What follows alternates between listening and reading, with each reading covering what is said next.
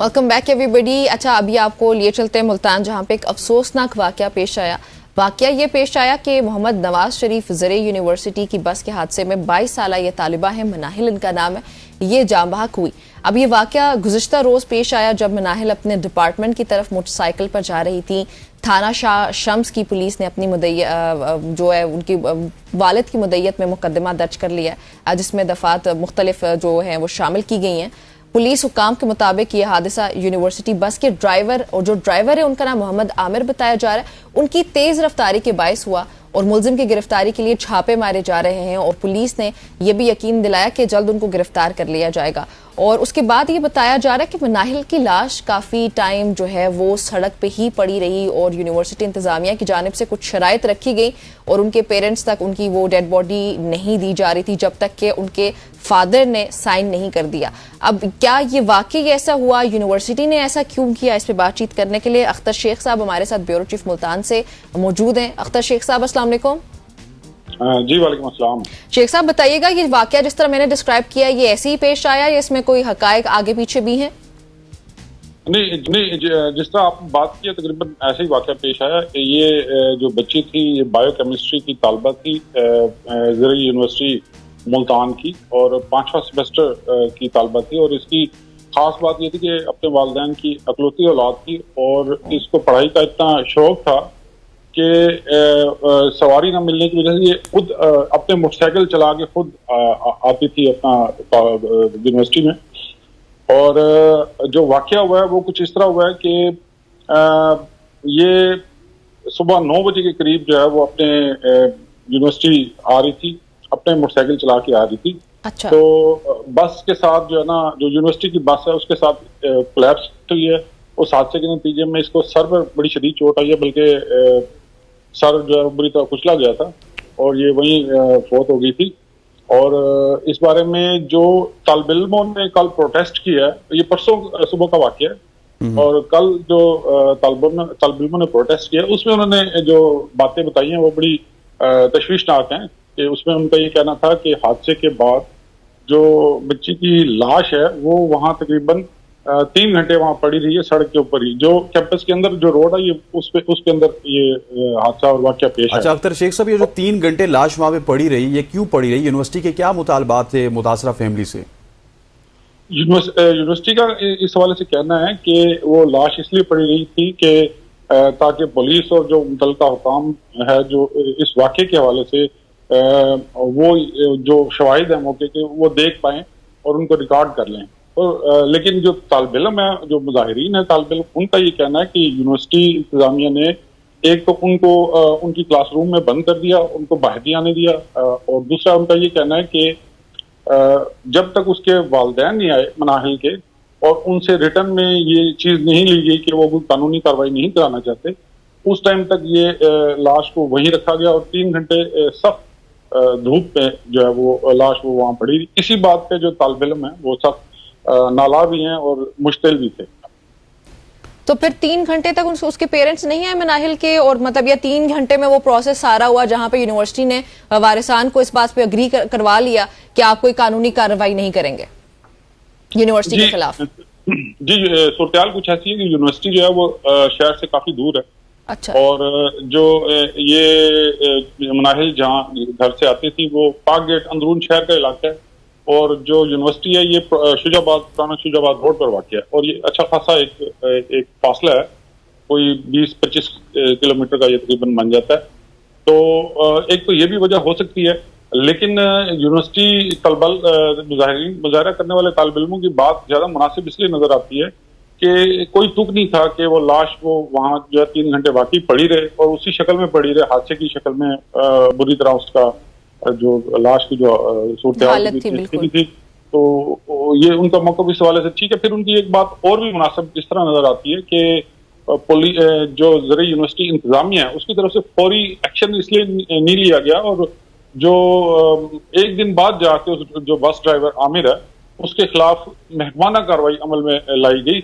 जबकि जब ये मामला मीडिया पे आया तो उसके बाद जो है वो CPO मुल्तान ने इसका नोटिस लिया और अपनी मुद्दत में पुलिस थाने को हिदायत की और उन्होंने अपनी मुद्दत में ये मुकदमा दर्ज करके अब उसको रात को अरेस्ट भी कर लिया है, मोहम्मद आमिर को। अच्छा अस्कर शेख अरेस्ट हो साहब, गए। मुझे ये बताइएगा कि आपने यूनिवर्सिटी इंतजामिया से भी बात की होगी, क्योंकि इस खबर को जब मैं पढ़ रहा था तो यूनिवर्सिटी का जब मौक़िफ़ पढ़ते हैं तो वो तो कहते हैं जी कि हमने बड़ा कोऑपरेट किया, हम ड्राइवर के खिलाफ कार्रवाई भी करेंगे, हमने उसको हॉस्पिटल भी पहुंचाया। आपकी जब यूनिवर्सिटी इंतजामिया से बात हुई तो उन्होंने किस तरह का मौक़िफ़ आपके सामने पेश किया और हक़ाक़ कोई आपसे छुपाने की कोशिश की या आपके सामने सारे हक़ाइक़ रखे?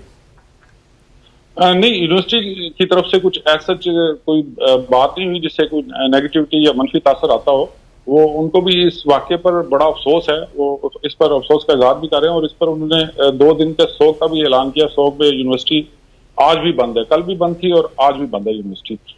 और उनका यही कहना था कि एक अफसोसनाक वाक़या है और इस पर सब इसकी मजम्मत करते हैं। लेकिन उनकी एक बात इस हवाले से जो डिटेल्स उन्होंने वाक़े के हवाले से जो बताई हैं उसमें 1-2 चीज़ें दिलचस्प उनकी तरफ से आई हैं। एक तो उनका ये कहना था कि बच्ची जो मोटरसाइकिल जो हादसा की वजह बनी है, वो ये उनका ये कहना है कि बच्ची ने मोटरसाइकिल पर जो आगे जगह होती है हैंडल, वहाँ उसने अपना बैग रखा हुआ था और उनकी फराम करदा जो सीसीटीवी फुटेज की कुछ तस्वीर हैं तो उसमें नजर तो आ रहा है कि वो बच्ची ने वाकई बैग रखा हुआ है। तो उनका ये कहना है कि इसी वजह से जो बच्ची है मनाहिद, वो मोटरसाइकिल पे कंट्रोल नहीं रख पाई और ये हादसा इस वजह से हुआ है। ठीक हो गया। और पेरेंट्स से आपने बात करने की कोशिश की शेख साहब, उसके पेरेंट्स अब क्या कह रहे हैं? उनके पेरेंट के हवाले से, मनाहिल के पेरेंट के हवाले से आपको बड़ा अफसोसनाक सूरत हाल है। वहाँ उनके जो वालिद और वालिदा हैं वो इतने ज्यादा दिल गिरफ्ता हैं कि वो किसी से बात ही नहीं कर रहे। कल यूनिवर्सिटी से बल्कि परसों जब वाकया हुआ तो बहुत सारी जो टीमें हैं वो उनके घर गई हैं, उनसे बात करने गई हैं, लेकिन वो किसी से कोई भी बात करने को बिल्कुल तैयार नहीं है। और कल का जो वाकया है, कल पुलिस की तरफ से भी उनसे रब्ता किया गया और कहा गया कि आप अपनी मुद्दत में पर्चा कराएं, लेकिन वो कहते नहीं, हम कुछ भी नहीं करना चाह रहे। अच्छा, ये वो मुकदमा वालिद की मुद्दत में नहीं हुआ? जी नहीं, ये थाना पुलिस सीपीओ की हिदायत पर, थाना सीपीओ की पुलिस हिदायत। ओके, ठीक हो गया। Thank you very much. Akhtar Shaikh साहब हमारे साथ मौजूद थे, ब्यूरो चीफ मुल्तवी न्यूज़ के, जो कि हमें इस तमाम तर वाक़े से आगाह कर रहे थे। अब थोड़ा सा पंजाब की जानिब जाते हैं, जहाँ पे डेंगू बेकाबू हो चुका है। पंजाब में गुज़श्ता 24 घंटों के दौरान डेंगू के 69 केसेस सामने आए हैं। और अगर इसकी बात की जाए तो महकमा सेहत के तर्जुमान के मुताबिक रावलपिंडी से 55, लाहौर से 5, जबकि जेलम और रहीम यार खान से 2-2 केसेस सामने आए। इसके अलावा फैसलाबाद, लोधरा, नानकाना और भावल नगर से एक केस सामने आया। रवां साल पंजाब में अब तक मजमूई तौर पर 1163 डेंगू केसेस रिकॉर्ड किए जा चुके हैं, जो गुज़श्ता साल की निस्बत कम है। डिप्टी कमिश्नर रावलपिंडी हसन वकार चीमा ने आवाम से दरख्वास्त की है कि वो डेंगू के खिलाफ इंतजामिया के साथ ताउन करें।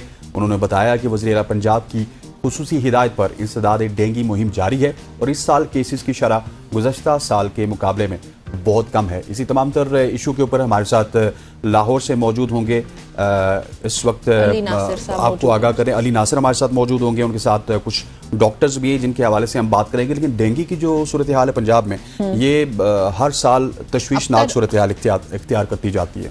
अली नासिर हमारे साथ मौजूद है। जी अली, अस्सलाम वालेकुम। अली, आपको मेरी आवाज आ रही है? जी आ रही है जी। ठीक हो गया। अच्छा अली, बताइएगा, ये जो केसेस की शरह ये गुज़श्ता साल के मुकाबले में तो कम है, लेकिन फिर भी अभी तक के जो ऑथेंटिक नंबर्स हैं, हॉस्पिटल्स का विजिट आप कर रहे हैं, तो बताइएगा प्लीज क्या डिटेल्स हैं? जी बिल्कुल, महकमा primary and secondary health care ने पंजाब भर में डेंगू के रादोशुमार जारी किए हैं। तर्जुमान महकमा सेहत के मुताबिक गुज़श्ता 24 घंटों में सुबह पंजाब के अंदर 82 केसेस रिपोर्ट हुए हैं। एक हफ्ते में 459 केसेस, जबकि रवां साल अब तक 1245 जो डेंगू के केसेस हैं वो रिपोर्ट हुए हैं।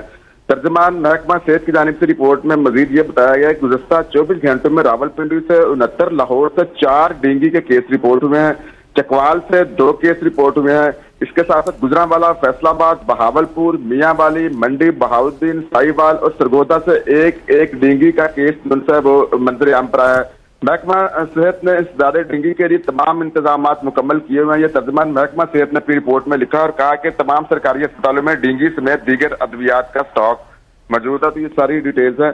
एक हफ्ते में 459 केसेज हैं, जबकि रवां साल अब तक 1245 डेंगू के केसेस रिपोर्ट हुए हैं। जी ठीक हो गया जी। हमारे साथ अली, आपका बहुत बहुत शुक्रिया। हमारे साथ मौजूद हैं डॉक्टर अलफरीद जफर साहब, जो कि अमीरुद्दीन मेडिकल कॉलेज के। डॉक्टर साहब बताइएगा, पंजाब में डेंगू के केसेस बहुत ज़्यादा रिपोर्ट होते हैं पिछले साल की निस्बत। अगर इस साल की बात की जाए, थोड़े से केसेस कम हैं, लेकिन क्या वजह है कि ये केसेस उसी तरह से हमें वक्त से पहले नज़र आते हैं, और फिर गवर्नमेंट जब एक्टिव होती है तो कहीं ना कहीं हमें लगता है कि शायद इसका कुछ सदेबाब ढूंढा जाएगा, लेकिन वंस अगेन जब वो ख़त्म होता है तो फिर उसकी तरफ कोई तवज्जो नहीं देता।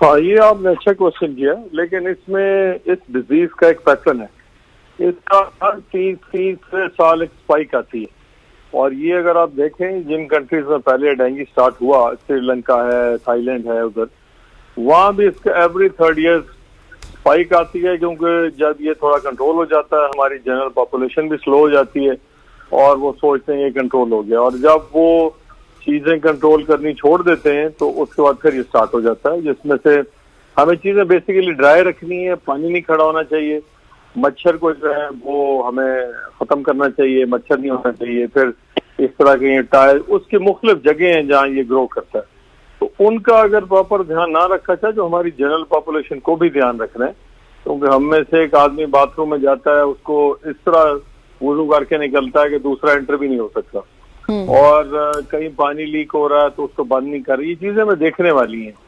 तो इस दफा अल्लाह का शुक्र है कि इतना आउटब्रेक नहीं है जो पिछले साल था, और मुझे खुद भी काफी दफा डेंगू हुआ, क्योंकि हमारे पास 2-2 पेशेंट लास्ट ईयर भी डेंगू के थे, तो वो नेचुरली हम जब उनको देखने जाते थे तो कहीं ना कहीं से डॉक्टर्स भी साथ में इन्फेक्ट हुए, क्योंकि कोई एक आधा कोई मॉस्किटो कहीं से आ गया, लेकिन जनरली अल्लाह का शुक्र है इस दफा चीजें अंडर कंट्रोल है। ठीक हो गया। अच्छा डॉक्टर साहब, आप ये समझते हैं कि जो अभी के नंबर्स हैं वो तशवीशनाक नहीं है, तो इसमें क्या इंतजामिया की कोई अच्छे स्टेप्स हैं जो आपको लगता है कि उनकी उसकी वजह से ये बेहतरी आई है, या अभी कोई और काम भी हो रहा है? देखें, जो हमारी वज़ीर आला है मैडम ने बहुत शुरू में हेल्थ डिपार्टमेंट साथ मीटिंग इस पर शुरू कर दी थी, और उससे लोग नेचुरली एक टाइम से पहले अलर्ट हो गए थे, और इसका सीजन तो ये जो एक्सट्रीम वेदर होता है उसमें डेंगू नहीं आता, जैसे बहुत ज्यादा गर्मी है या बहुत ज्यादा ठंड है, ये इसका मौसम यही आता है सितंबर, अक्टूबर और नवंबर का कुछ स्टार्ट होता है और उसके बाद ही खत्म हो जाता है। अच्छा। तो टाइमली इस दफा जो है वो मीटिंग्स और फिर इसके जो SOPs थे और प्रॉपर जो टीम थी वो उन्होंने टाइम पे स्टार्ट किया, तो अल्लाह का शुक्र है कि चीज अंडर कंट्रोल है, और सारा हमारा हेल्थ डिपार्टमेंट और हमारी गवर्नमेंट ऑफ पंजाब जो है वो प्लस फेडरल गवर्नमेंट भी, ये सारे अलर्ट हैं, और इंशाल्लाह हम डेंगू को कंट्रोल करेंगे। अच्छा डॉक्टर साहब, आपने पहले सवाल के जवाब में ये कहा था कि ये इंडिविजुअल कैपेसिटी में भी हमें बहुत कुछ करने की ज़रूरत है, लेकिन अगर गवर्नमेंट लेवल की बात की जाए तो श्रीलंका की मिसाल हमारे सामने है। वहाँ पे डेंगू के ऊपर मुकम्मल तौर पर कंट्रोल किया गया, और क्या कुछ एहतियाती तदाबीर थी जो कि श्रीलंका ने इस्तेमाल की और हम वो इस्तेमाल करने से अभी तक कासिर हैं? ड्रैगन फ्लाइज जिस तरह हो गए। हमारा और श्रीलंका का डिफरेंस ये है कि उनकी लिटरेसी 90 से ऊपर है, 90% से ऊपर है, हमारी लिटरेसी उसके मुकाबले काफी लो है। दूसरा, श्रीलंका की आबादी बहुत थोड़ी है।